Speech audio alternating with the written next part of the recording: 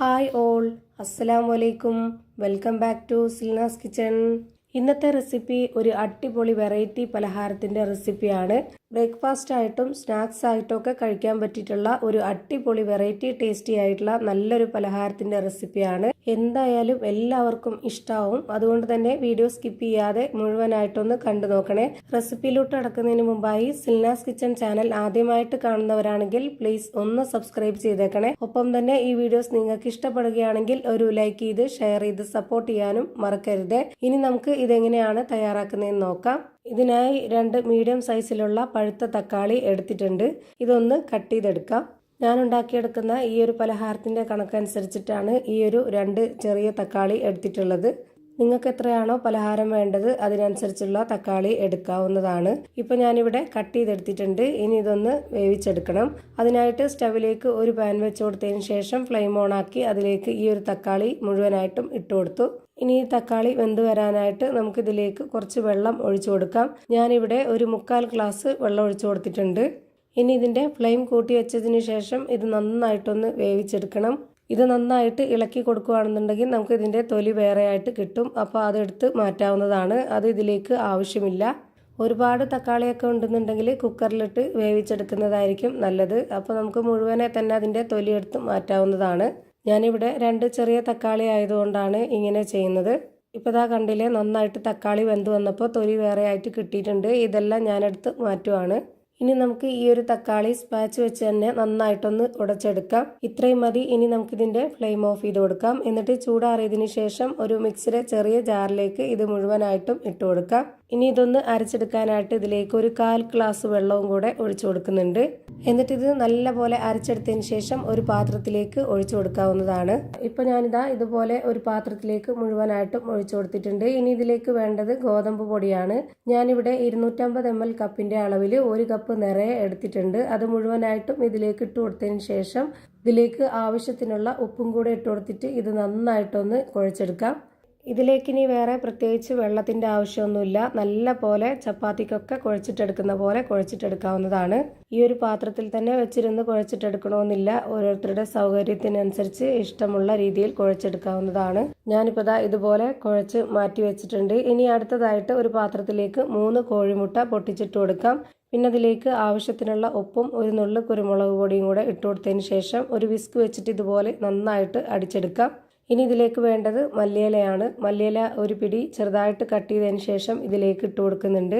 അത് ഓരോരുത്തർക്കും ഇഷ്ടമുണ്ടെങ്കിൽ ചേർത്ത് കൊടുത്താൽ മതി. ഇഷ്ടമില്ലാത്തവർക്ക് സ്കിപ്പ് ചെയ്യാവുന്നതാണ്. ഇതുകൂടെ ചേർത്ത് നല്ലപോലെ ഇളക്കി യോജിപ്പിച്ചൊന്ന് മാറ്റി വെച്ചേക്കാം. ഇനി നമ്മൾ നേരത്തെ കുഴച്ച് വെച്ചിരുന്ന ആ ഒരു മാവിനെ കൗണ്ടർ ടോപ്പിലേക്ക് വെച്ച് കൊടുത്തിട്ട് 4 ആക്കിയിട്ട് അത് ബോൾസ് ആക്കി എടുക്കുന്നുണ്ട്. ഇഷ്ടമുള്ള വലിപ്പത്തിൽ റെഡിയാക്കി എടുക്കാവുന്നതാണ്. ഞാനിപ്പോൾ ഇവിടെ 4 ആക്കിയിട്ടാണ് എടുത്തിട്ടുള്ളത്. അതാണ് ഈ ഒരു മാവിൻ്റെ കറക്റ്റ്. ഇനി ഈ ഒരു കൗണ്ടർ ടോപ്പിലേക്ക് കുറച്ച് പൊടിയിട്ട് കൊടുത്തതിന് ശേഷം അതിൽ നിന്ന് ഒരു ബോൾസ് വെച്ച് കൊടുത്തിട്ട് ഇതുപോലെ നന്നായിട്ടൊന്ന് പരത്തിയെടുക്കാം. ഇതിന് പ്രത്യേകിച്ച് ആകൃതിയോ ഷേപ്പോ ഒന്നും തന്നെ ഇല്ലാത്തതുകൊണ്ട് കുഴപ്പമൊന്നുമില്ല. ഈ ഒരു രീതിയിൽ ഞാൻ പരത്തിയെടുത്തിട്ടുണ്ട്. എന്നിട്ട് ഇതിൻ്റെ ഈ ഒരു 2 സൈഡും ഇതുപോലെ ഒന്ന് കട്ട് ചെയ്ത് കൊടുക്കുന്നുണ്ട്. ഇതിൻ്റെ നടുഭാഗം ഞാൻ കട്ട് ചെയ്തെടുത്തിട്ടില്ല. ഇനി ഇതിലേക്ക് കുറച്ച് എണ്ണ ഇതുപോലെ ഒഴിച്ചു കൊടുക്കാം. എന്നിട്ട് അതിന് മുകളിലേക്ക് കുറച്ച് ഗോതമ്പ് പൊടി കൂടെ ഇട്ട് കൊടുത്തതിന് ശേഷം ഇതുപോലെ ഒന്ന് മടക്കിയെടുക്കുന്നുണ്ട്. ഇത് നമുക്ക് ലെയറായിട്ട് കിട്ടാൻ വേണ്ടിയിട്ടാണ് ഇങ്ങനെ ചെയ്യുന്നത്. ഇതുപോലെ ഇതിൻ്റെ 2 സൈഡും മടക്കി കൊടുത്തതിന് ശേഷം അതിന് മുകളിലേക്കായിട്ട് കൂടി കുറച്ച് എണ്ണ ഒഴിച്ചു കൊടുത്തിട്ട് കുറച്ച് പൊടിയും കൂടെ ഇട്ട് കൊടുക്കാം. അങ്ങനെ ആകുമ്പോൾ ഇത് പരസ്പരം ഒട്ടിപ്പിടിക്കാതെ നല്ല ലെയറായിട്ട് കിട്ടും. ഇനി ഇതൊന്നുകൂടി മടക്കി കൊടുത്തതിന് ശേഷം അതിന് മുകളിലേക്ക് കൂടി കുറച്ച് എണ്ണ ഒഴിച്ചു കൊടുത്തതിന് ശേഷം കുറച്ച് പൊടിയും ഇട്ട് കൊടുത്തിട്ടുണ്ട്. എന്നിട്ട് ലാസ്റ്റായിട്ട് ഇതുപോലൊന്ന് മടക്കി കൊടുത്തിട്ടുണ്ട്.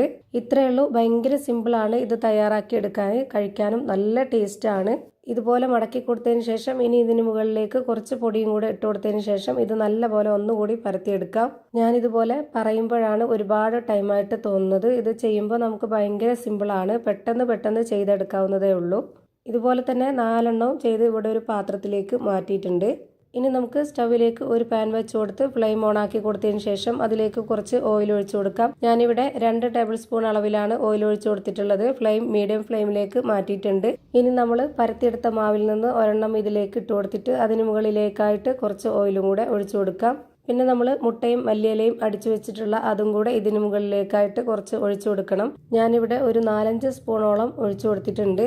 ആ ഒരു മീഡിയം ഫ്ലെയിമിൽ തന്നെ വെച്ചിരുന്നിട്ട് വേണം ഇത് വേവിച്ചെടുക്കാനായിട്ട്. ഒരുപാട് ഫ്ലെയിം കൂട്ടി വെക്കരുത്, പെട്ടെന്ന് കരിഞ്ഞു പോകും. ഇപ്പോൾ ഇതിൻ്റെ ഒരു ഭാഗം വെന്ത് കിട്ടിയിട്ടുണ്ട്. ഇനി നമുക്ക് ഇതൊന്ന് തിരിച്ചിട്ട് കൊടുക്കാം. എന്നിട്ട് അതിന് മുകളിലേക്ക് വീണ്ടും ആ ഒരു മുട്ടയും മല്ലിയിലയുടെയും മിക്സ് ഒഴിച്ചു കൊടുക്കാവുന്നതാണ്. ഇപ്പോൾ ഞാനിവിടെ 4-5 സ്പൂണോളം ഒഴിച്ചു കൊടുത്തിട്ടുണ്ട്. ഇതിൻ്റെ ഒരു ഭാഗം വെന്ത് കിട്ടി. ഇനി നമുക്ക് ഒന്നുകൂടി തിരിച്ചിട്ട് കൊടുക്കാം. ഈ ഒരു ഭാഗം കൂടെ വെന്ത് വരട്ടെ. ഇത്രയേ ഉള്ളൂ. ഭയങ്കര സിമ്പിളാണ് ഇത് തയ്യാറാക്കി എടുക്കാനായിട്ട്. നല്ല ടേസ്റ്റി ആയിട്ടുള്ള ഒരു അടിപൊളി വെറൈറ്റി പലഹാരമാണ്. ഇപ്പോൾ ദാ ഇതിൻ്റെ 2 സൈഡും ഒരുപോലെ വെന്ത് കിട്ടിയിട്ടുണ്ട്. ഇനി നമുക്കിതെടുത്ത് പാനിൽ നിന്ന് മാറ്റാവുന്നതാണ്. ഇതുപോലെ തന്നെ എല്ലാം ചെയ്ത് ഒരു പാത്രത്തിലേക്ക് മാറ്റിയിട്ടുണ്ട്. നമ്മുടെ വീട്ടിലേക്ക് പെട്ടെന്ന് ഒരു ഗസ്റ്റ് വരികയാണെന്നുണ്ടെങ്കിലൊക്കെ ഉണ്ടാക്കി കൊടുക്കാൻ പറ്റുന്ന ഒരു അടിപൊളി ടേസ്റ്റി ആയിട്ടുള്ള പലഹാരമാണ്. ഇതിന് പ്രത്യേകിച്ച് കറികളുടെ ഒന്നും ആവശ്യമില്ല. ബ്രേക്ക്ഫാസ്റ്റ് ആയിട്ടും സ്നാക്സ് ആയിട്ടും ഒക്കെ കഴിക്കാൻ പറ്റിയ ഒരു നല്ല പലഹാരമാണ്. ഇതുപോലെ കട്ട് ചെയ്തെടുത്തിട്ടോ കട്ട് ചെയ്യാതെയോ ഒക്കെ കഴിക്കാവുന്നതാണ്. നല്ല സോഫ്റ്റ് ആയിട്ടുള്ള ലെയറോട് കൂടിയ അടിപൊളി പലഹാരമാണ്. അപ്പോൾ ഇത്രയേ ഉള്ളൂ ഇന്നത്തെ വീഡിയോ ഇഷ്ടമായാൽ ലൈക്ക് ചെയ്യാനും കമൻറ്റ് ചെയ്യാനും ഷെയർ ചെയ്യാനും മറക്കരുത്. അതുപോലെ തന്നെ ഞാനിടുന്ന പുതിയ വീഡിയോസ് നോട്ടിഫിക്കേഷനായിട്ട് കിട്ടുന്നതിന് വേണ്ടി സബ്സ്ക്രൈബ് ചെയ്ത് ബെല്ലൈക്കൺ അമർത്തി അതിൽ ഓൾ എന്ന ഓപ്ഷൻ എനേബിൾ ചെയ്ത് കൊടുക്കാനും മറക്കരുത്. പുതിയൊരു വീഡിയോയുമായി വീണ്ടും വരും. Thank you for watching.